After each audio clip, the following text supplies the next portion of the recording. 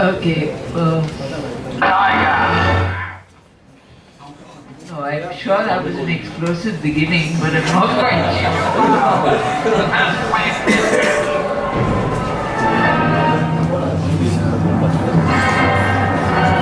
Okay, this is a tune called Tiger Rag, which I thought would probably set the mood for this seminar. So please bear with me and listen to it. It also has a link with old Calcutta in a way. Not that old, but...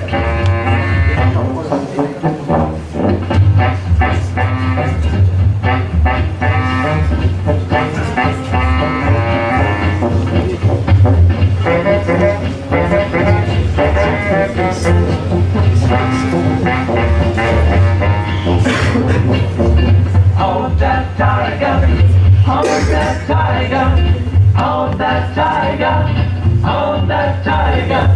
You don't really have to do this, you just listen to the song. I couldn't find words of that video. Hold that tiger, hold that tiger, hold that tiger, catch that tiger, catch that tiger, catch that tiger. Okay. This tune used to be played. There was a movie hall called the Tiger Cinema in Calcutta, which wound up. But this was the theme tune of the Tiger Cinema. So it has relevance, I suppose. It also has relevance to what we are talking about today, which is tigers in literature, tigers in life, tigers in the environment. So, the tiger, as many of you may know, has been voted one of the world's most popular animals. However, much of what we know about tigers is wrapped in mystery and misconception. Their origins were actually prehistoric, beginning with the saber-toothed tiger. And the oldest remains of a tiger relative was called the Panthera zadansky, which was found in China. This is long before a creature called Panthera tigris, which is the Royal Bengal tiger, came into existence. So, the earliest fossils of what have been identified as true tigers come from Java, not Bengal, and are estimated to be between 1.6 and 1.8 million years old. A subspecies called the trinil tiger, Panthera tigris trinilensis, lived about 1.2 million years ago and has been classified from fossils found in Java. Where there were no tigers, there were the descriptions from Greek writers, few of whom had actually set eyes on the beast, and the Romans who saw them at the Colosseum. Tigers used to fight in the Colosseum, occasionally with lions, occasionally with gladiators, and the Emperor Nero had a pet tiger whom he fell madly in love with called Phoebe. Phoebe used to accompany him to dinner. Phoebe would be around, and if he didn't like one of his dinner guests, Phoebe would get dessert. And the Roman writers used to occasionally write little satirical things on Phoebe. Anyway. The earliest tigers that the West had seen and recorded were those gifted to Seleucus. I'm sure you people have read Chandragupta Maurya, the play. Have you? Yeah. So you know Seleucus. Apart from that, you know him in history. So Seleucus sent a tiger to the people of Athens at the end of the 4th century. And while he was at Samos in the winter of 20 to 19 BC, Alexander was sent some tigers by a tribute from an Indian king. Whether it was porous or not, we do not know. Eastern Armenia, near the foothills of Mount Ararat, was the tiger terrain closest to Greece, and Virgil had written about Armenian tigers in one of his eclogues. Now, the Bengal tiger has been India's national symbol, not since now, but actually since 2500 BC. which is a not very well known fact. The earliest known portrayal of it comes from the Indus Valley civilization. Okay, where's my PowerPoint?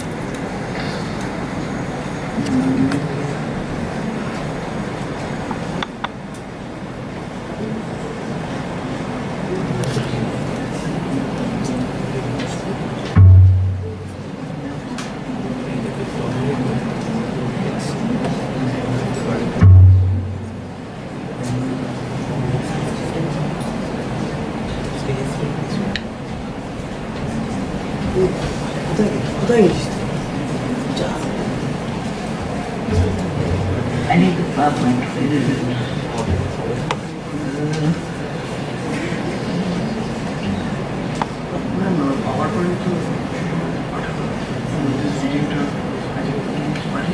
Yes. It was sent to. Yep. Should you look? Okay. And while we locate the PowerPoint, the earliest known portrait of the Royal Bengal tiger comes to us from the Indus Valley, where a seal featuring the tiger was found. The seal is currently in the National Museum in Karachi, and it's a square tablet. There is one where you have a tiger looking at a human figure who is very wisely sitting on a tree.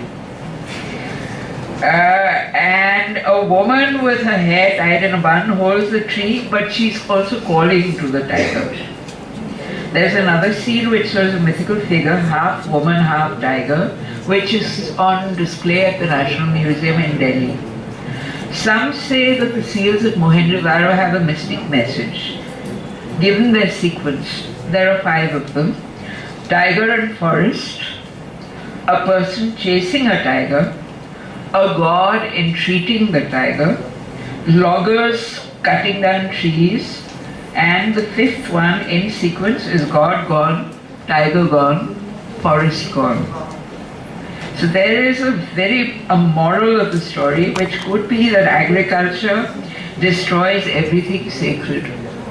Or perhaps that was what they believed in those times, and it is a belief we might be wise to consider. In the Mahabharata, in the Udyoga Parva, it says, do not cut down the forest with its tigers, and do not banish the tigers from the forest. The tiger perishes without the forest, and the forest perishes without its tigers. In art, again, that's another symbol. Okay, we're moving now from history to... In art, tigers have been drawn with wings, or painted streaking through the galaxy into the Milky Way, protecting the earth from above. With their ancient origins, it's hardly surprising that for millennia tigers have inspired artists, given their metaphysical existence as life-givers, fertility bringers, guardian spirits and gods. They have, in fact, been called Asian art's most powerful symbol. And in many cases, art and history have stalked through the forests of the night, side by side. Tigers walk freely with deer and wild pigs. We actually know this without really considering it. They have an uneasy kind of coexistence. If I'm not hungry, I won't eat you, as every animal knows. What do human beings know about tigers? They project their own animalistic worship on jungle cats. Tiger worship continues well into the 21st century. Vagdeva, the tiger god, is honored as guardian of the forest. Rock shrines with offerings of flowers dot the forests of central India. Many tribes, in fact, consider themselves to be descended from the big cat, like the Baigas or the tiger clan. The Varlis of Maharashtra donate part of the year's harvest to the tiger as a symbol of life and regeneration, because the tiger is a fertility god. The tiger, in fact, is one of the 10 most revered animals in Asia, and the customs associated with tiger worship are very intriguing. Okay. That, again, I mean, if somebody wants to research tigers, you will find a lot of things to do, but I'm just pointing out the different aspects of tiger myth, tiger legend, tiger history. Okay. The Bengal tigers inhabiting the mangrove forests of the Sundarbans in India and Bangladesh are the only tigers in the world which exist in a mangrove. Academics lyrically, borrowed from Blake, refer to the mangroves as the forests of the night, where the animal roams at will. Beautiful, dangerous forests rich in folklore and superstition. In 1756, when Siraj-ud-Dawla took the city of Calcutta, back the city of Calcutta from the British, before Plassey, what is now Salt Lake was apparently the main part of the city, and South Lower Circular Road, which is known as Charangi, formed the city's southern border. Beyond that were the Sundarbans. And it was believed that tigers stalked those forests which now form part of the bustling neighborhoods of Tollygunge and Behala. And in fact, you've got road names like Creek Row and Canal Road, which testify that possibly the creeks and canals of the Sundarbans reach into the city. In fact, there is also a true story when the club CCFC, before it was a club, it was a Calcutta cricket club. They used to have matches on the Maidan. During one of these matches, a tiger came to watch. Now, perhaps it was curious, perhaps it thought that the umpiring wasn't good enough. Whatever it was, it stood there, threw a few overs, terrified the batsmen and the bowlers who didn't really know what to do. There were some Mem Sahibs there who fainted. But finally the tiger walked away. But that was how close the city of Calcutta, well, what became Calcutta, and tigers were in the 18th century. Okay. Then Parshuram, the humorist Rajshekhar Basu, wrote a story named Dokhin Rai, where nationalist fervor was at its height. The Sundarbans again. The Sundarbans tigers are brought up in the course of Basu's narrative, but he traces their origins to Rudraprayag in northern India. How many of you have heard of the man-eater of Rudraprayag? One? No. Okay. This is, of course, a tongue-in-cheek reference to Jim Corbett's encounters with the infamous man-eater of that region. It took him 2 years to hunt down the man-eating, that was a leopard of Rudraprayag.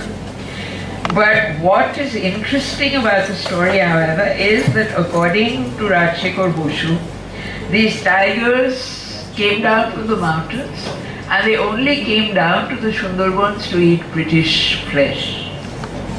So there was a nationalist story there, and since it was in Bangla, nobody banned it, I gather. Okay, speech and tigers we know are meant to be free. Certainly freedom of thought rather than freedom of speech. The power to look at the world and draw your own conclusions. The freedom to roam, keeping the environmental balance. Tigers are exterminators and creatures of myth, maintaining strange relationships with the rivers and the tides of the moon. Actually, there is a link. Tigers are the guardians of the rivers and they tend to stalk with the moon and the tides. So this is actually true. The tiger's role as a symbol of power and protection in the religions and arts of Asia has endured through the centuries. Whether in the monasteries of Japan or the dense jungles of Southeast Asia, the peoples of Asia have accorded the tiger pride of place in their mythologies and religions. This starry beast also has associations with the sun because of its golden hide, and with the night sky because it stalks through the darkness like a phantom. There is this Bangla proverb, "Jekhane bagher boy, shekhane sondhe hoy." Not unsurprisingly, the tiger stands for power, wealth, and unpredictability, claiming pride of place as the royal beast in India rather than the lion. The lion was a later import bought by the British. Strangely enough, the stronger the tiger's symbolism, the more determined people were to turn it into some kind of talisman or medicine. So the result is, because the tiger became a powerful symbol, people wanted tiger bone, tiger skin, bits and pieces of the tiger which they would carry for protection, not realizing that by hunting the tiger they were actually reducing the numbers. So it becomes a vicious circle. You're killing what you need to protect you, and you're not bothered about that. The big cats, over the centuries the tiger has inspired such awe and reverence that it is hardly surprising that it became some kind of super beast and was fused with other species, including humans. You have weird tigers, to create a whole subtext of supernatural law. Some were called tigers, some were not, and all were guaranteed to raise a double shiver in all who heard of them. Study of these beasts is known as cryptozoology. It has a special section, and it covers all kinds of creatures. Mystics and shamans invoked tigers to communicate with the dead because they were believed to move between the worlds. They slipped from heaven to earth and wherever. Practically every country in Asia has its own tiger law, whether it involves shape-shifting, rescuing children, or being the mount of deities in a battle with demons. Most commonly they were seen as forces for good, which is why in those days, people hesitated before killing one, even a man-eater. Okay, I have my PowerPoint, but I think after I finish this, I'll show you the visuals, since we're kind of, as if tigers were not powerful enough, time and imagination added to the tiger legend and heightened the big cat's power. Tigers have strayed from their jungle habitat into the pages of arts and mythology and onto the walls of caves. But a whole host of them has ambushed the world into taking their beauty and power and giving them a borrowed life in other fields. As baseball logos, for example, or as a metaphor for strong teeth, or even a rather strange Italian toothpaste ad which had a woman and a tiger baring their teeth at each other. What is the future of tigers? Borges probably sums it up best in his poem. O tiger on the Ganges bank, in my soul the afternoon grows wider, and I reflect that the tiger invoked in my verse is a ghost of a tiger, a symbol, a series of literary tropes and memories from the encyclopedia, and not the deadly tiger, the fateful jewel that under the sun or the varying moon in Sumatra or Bengal goes on fulfilling its rounds of love, of idleness and death. That is what Borges wrote in his poem, and I guess that is quite a prediction. Okay, since my PowerPoint has arrived, let me show you some random pictures.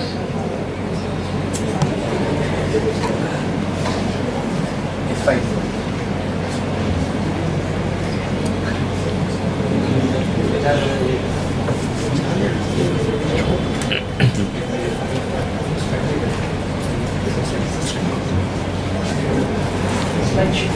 Yeah, I'm trying to find slideshow. That would sit on here. It's where? F5. So tigers as icons, this is where. Right, this one everybody knows. Blake's tiger. So I'm not going to read it to you since you know it, but if you look at that tiger Blake drew, he had to imagine it. He may have seen some, but it's possible that he didn't. And for him, the tiger was a symbol of passion, rage, some kind of cleansing, which was required in a world which was corrupt and not wise, not right. In fact, he also had a proverb which said that the tigers of wrath are wiser than the horses of instruction. He felt it was better to be a blazing tiger than a very mundane, everyday horse. Okay, this is our bit again. This is Satyajit Ray's cover illustration for the Man-Eaters of Kumaon in Bangla. If you look at it carefully, you will see that there is a bullet hole. The bullet hole comes from one end and goes out to the back cover. And one of you was talking to me about Satyajit Ray's Royal Bengal Rahasya before we came here.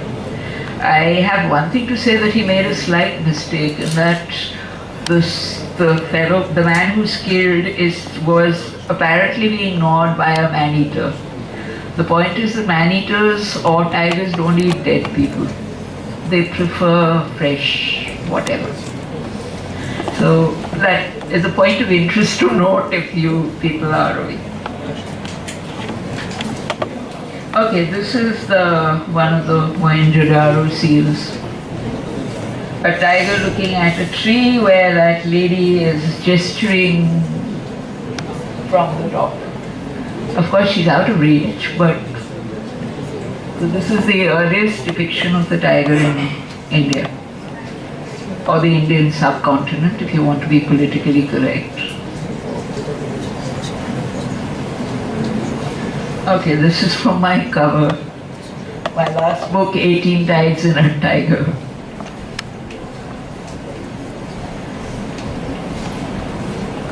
This is an image from Gond art. The Gonds of central Madhya Pradesh worship the tiger as a god. So this is their image of the god riding a tiger.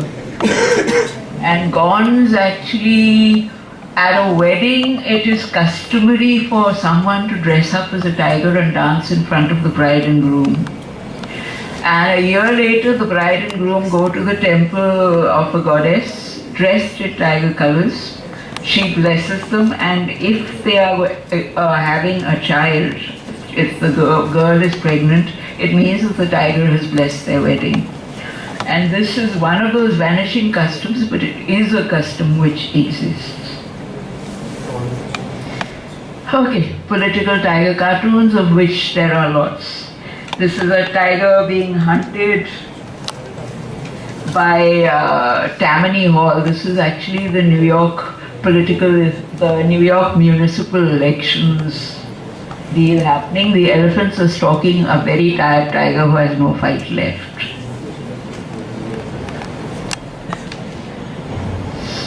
This is the entrance to Bagh Bhairav in Nepal.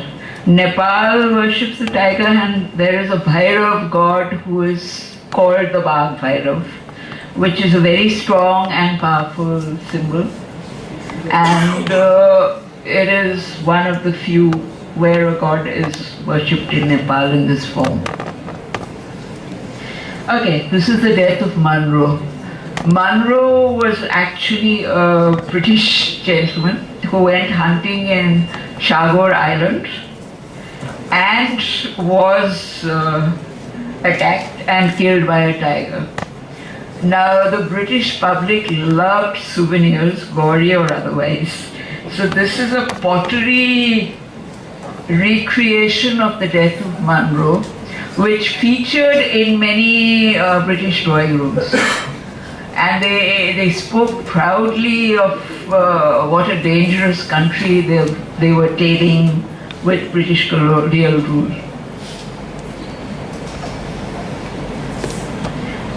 From Munro's tiger to Tipu Sultan's tiger. Tipu Sultan had a mechanical tiger in his palace. And if you wound it up, It had a British soldier under its claws. I've given you a close-up.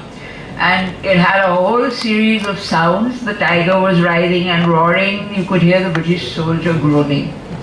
And he would play it whenever he had any guests from the British government who dared to visit him.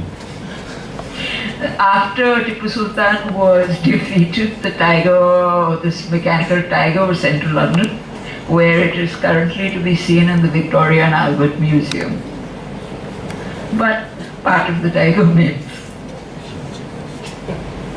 Okay, tigers also were very popular for merry-go-rounds.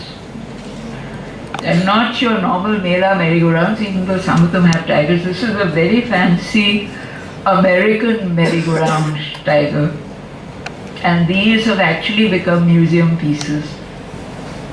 Very romantic, I guess, in a way, because it's got the saddle and the feathers flying. Right. Then we have the Victorian artists, who one of them was lucky enough to get a tiger skin. The result is that a lot of artists started borrowing the tiger skin, and there were many paintings in Victorian art which had the tiger skin, and you compared, you offset it with a beautiful woman who was either stitching or eating cherries. Now for them it was an exotic prop. In India, to sit on a tiger skin incidentally means power of meditation, which is why Shiva is seen sitting on a tiger skin. And all Tibetan lamas used to sit on a tiger skin. That wasn't good for tigers then, it isn't good for tigers now, but luckily people have stopped meditating on tiger skins, we hope. Okay, this is a tiger at the London Zoo, where they like having works of art around to tell people that the tiger is a beautiful creature and should actually probably not be in a zoo, but because zoos are becoming in some sense a refuge for vanishing species or a place to keep sick animals, there is a requirement. Nonetheless, the London Zoo does propagate tiger exhibitions from time to time. Okay, this is from a woodcut in something called My Little Chinese Book, which is an old British thing, where it says, for though it's a tiger, this little mite knows it's a wooden one and can't bite. So you have this little girl dressed in Chinese robes looking at this wooden tiger. And as we know, perhaps the Chinese believe medicine is made from tiger bones and herbs. And they still do it regardless. In fact, there is a theory that they are also cloning tigers now to create these. Okay. This again is a woodcut, British, and it shows the general theory that tigers are violent, run off with people, and it makes for exciting art. You might just read the rest of the book. Okay, this is a tiger made of Lego pieces, which was put up at the Brooklyn Zoo to encourage children and to get them to see a tiger format close up. And it's been nicely done, you must admit. Somebody took a lot of trouble putting it together. Okay, this is another version of the Tiger Singhasan. It's in Nimrana Palace. They've used this tiger to make a seat. This is an Indian miniature of Mars riding a tiger, which is unusual, because Mars is not usually mounted on a tiger, but there you are. And here, very rare, you have a Panchamukhi Ganesh mounted on a tiger instead of his Mushik Bhavan. So from time to time, gods were occasionally put on tigers. Perhaps it was that meditation thing. And here we have a British cartoon from an old magazine Punch, where you have the British lion attacking the Bengal tiger. Obviously, because the Bengal tiger has attacked somebody, but it was British propaganda in those days. Our lion is superior, your tiger is no big deal. Yeah, this is one of those tiger god shrines. This is in Goa. As you can see, it is still under worship. And this is another one. In the Samantwadi Dodamarg corridor, it's another tribal deity. The tribals give it offerings before they go into the forest so that they can be protected. Okay, that was the last of my slides and that was my address. I hope it has been useful. Anyone, any questions, anything, comments? I think we have a little time before I wind up. Questions? No questions? Okay, fine. So we end here. I hope you were enlightened.